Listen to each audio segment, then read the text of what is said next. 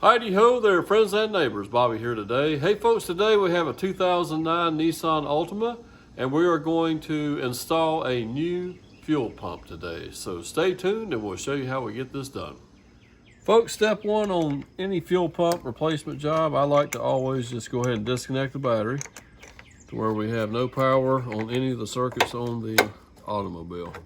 So we'll start by disconnecting the negative terminal, and then we'll proceed ahead. Okay guys, hey, this actually, to access this fuel pump, it's actually should be underneath this back seat, okay? Now I reached down here and I pulled a little tab, and let's see if we can bring the camera down here and I'll show them on this side. I don't know if you can get down in here. Oh, here it is right here. See, I can pull this little tab and then pull up on the seat, okay? Well, I ended up latching it back, there we go. All right, so guys, it's just that easy to pull the back seat out of the car, and then you can lay it up on top of the vehicle. I always lay it cushion side down just so we don't scratch the paint. Now let's go back inside the vehicle. And as we can see, this here is the panel that we need to remove to access our fuel pump. And what you'll need to remove this cover is just a Phillips head screwdriver. And it looks like we just turn these clockwise, and then you can actually get the panel to pop up. At least it did on that first one. There it goes. Right here, turn clockwise, and then these little things here will release. Okay, there we go. Okay, now with the cover removed here, we're going to go ahead and disconnect the connector going to the fuel pump, the wiring connector. So we'll just lay this out of the way, okay? And it looks like we have two hoses connected here, but before I unhook these, I'm gonna get the compressed air and I'm gonna go ahead and blow all this excess dirt off of the top of this fuel pump so we won't accidentally get dirt into the tank when we switch this pump out.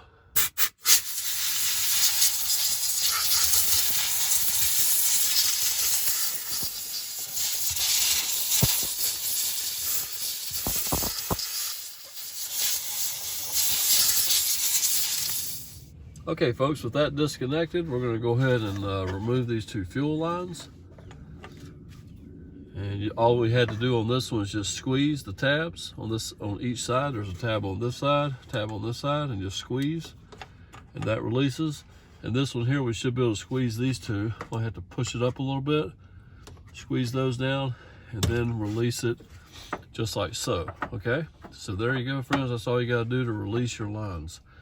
Now, we have, if you will look here, you will see that we have this big locking ring, okay, that actually like turn clockwise to latch into these little lips right here.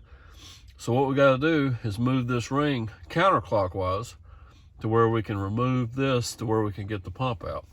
Stay tuned, I'll show you how we do that. Okay folks, now what we need to do is actually remove this locking ring that is holding the pump in place. And we're going to use a large punch and a hammer, and we're just going to grab it somewhere along here on the side of the clip, and we want to move it in a counterclockwise direction because it's held on by going in a clockwise. You can see how these little ears that stick out, they latch around here. So we're going to go counterclockwise to release the tension and release this ring here.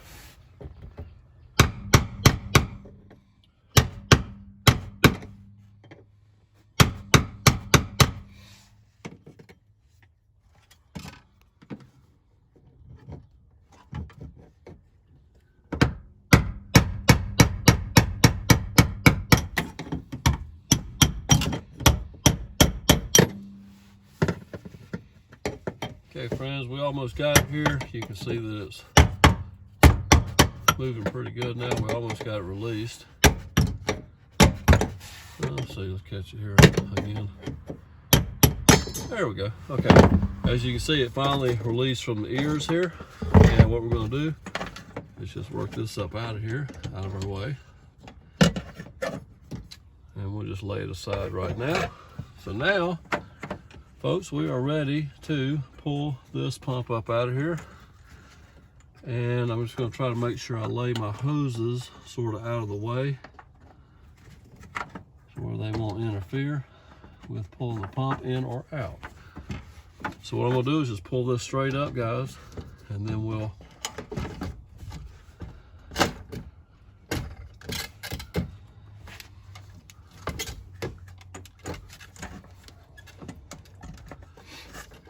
I say we are.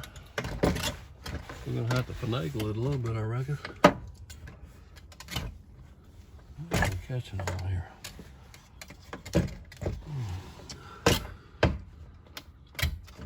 There we go. It's a little bit of a tight fit.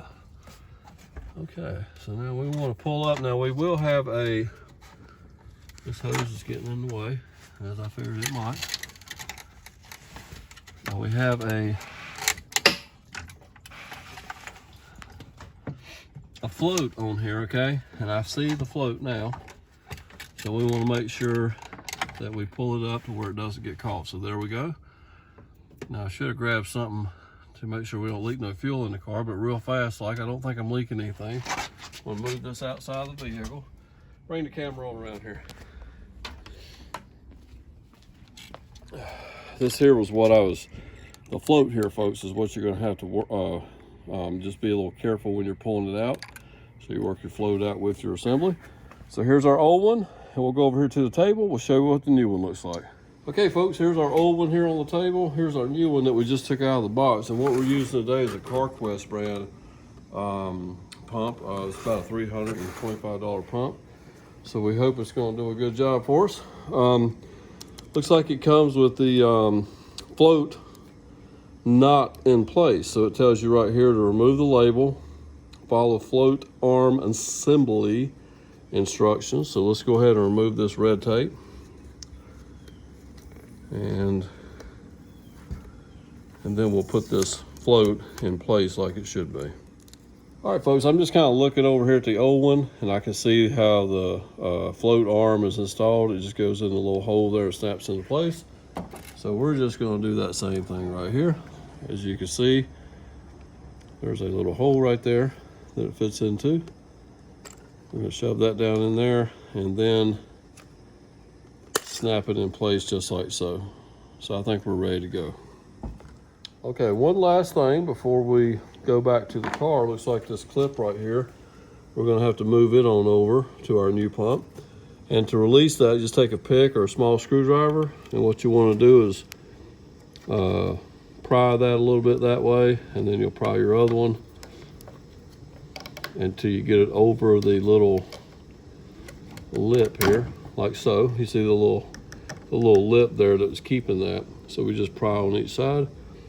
And then we want to go ahead and install this, because this is the mechanism that is going to lock the line in place.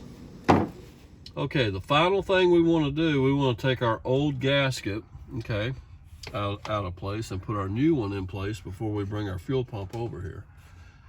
Very important that this gets sealed up properly. If not, you will find out pretty quickly, because you'll have a check engine light come on and you will have a code for a leak of some sort, either large leak, small leak, or whatever. So make sure your pump gets sealed up properly.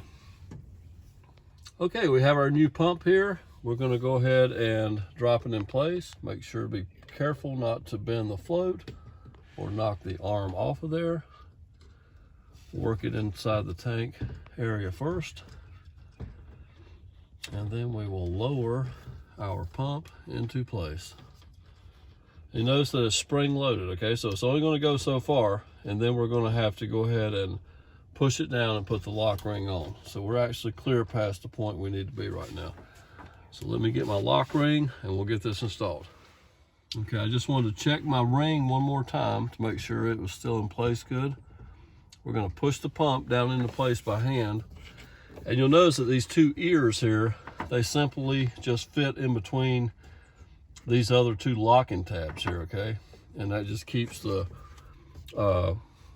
fuel pump clocked in the direction that it needs to be in.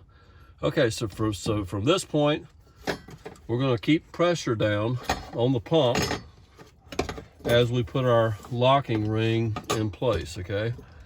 And remember, we have this pesky line over here that does not want to stay out of my way. So we got to keep working with it until we get the ring past it. There we go, okay. So now our ring is past that point. We're going to lower this back down in place and start. Make sure you get your ring started within the little lips that are sticking up there, and looks like we're good to go. We got all 4 of them in. We can start twisting the ring just as far as we can by hand, which is probably not going to be too awfully far, and then we'll start tapping it, okay? So it's still down in place good. We're going to give it a little bit of tap.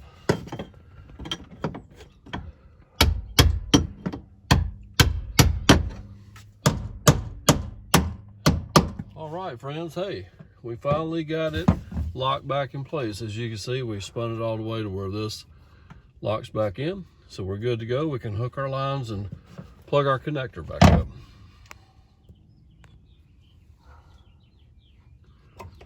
All right, we'll go ahead and hook this line here back up, guys. Turn our little connector there where she locks in place, just like so. This one here, just like so. And now for our wiring connector, we will plug that in just like so, and then we will lay our cover back in place.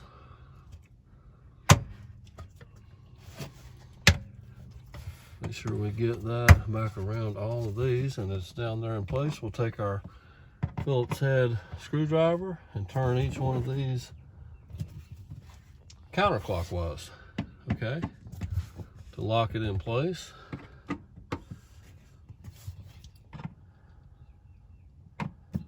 And folks, we're just about done. We're going to grab our tools here and put our seat back in, and we'll be done.